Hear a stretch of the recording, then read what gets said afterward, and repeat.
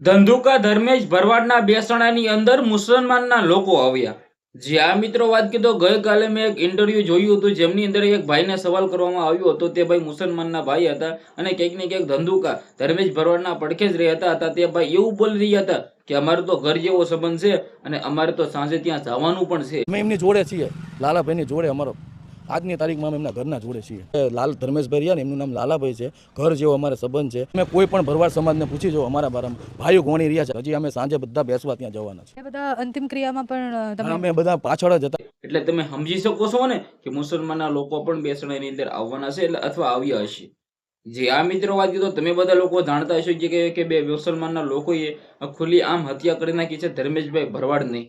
હવે ક્યાંક ને ક્યાંક આ હત્યા થતા જ ગુજરાતની અંદર હાહાકાર મચ્યો હતો. બંને આરોપીઓને પકડી લેવામાં આવ્યા હતા, સરઘસ કાઢવામાં આવ્યું હતું, તેના ઘર ઉપર બુલડોઝર પણ ફરી ગયા છે. પરંતુ આપણે મુદ્દાની વાત એ કરીએ છીએ કે ભાઈ કિશનભાઈ ભરવાડની પણ હત્યા થઈ. તેને છેલ્લા 5 વર્ષની અંદર અનેકો ઘટના ઘટી છે ગુજરાતની અંદર કે મુસલમાનના લોકો હિન્દુઓના લોકોને મારી નાખે છે. હવે ક્યાંક ને ક્યાંક આપણે વાત કરીએ તો બધા એક સરખા નથી હોતા ભાઈઓ.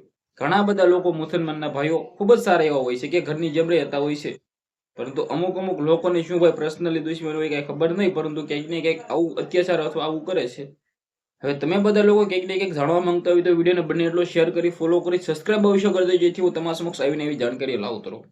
તમે બધા લોકો રેગ્યુલર વિડીયો જોશો, સબસ્ક્રાઇબ નથી કરતા, આઈ હોપ કે તમે આ વખતે સબસ્ક્રાઇબ કરી નાખશો.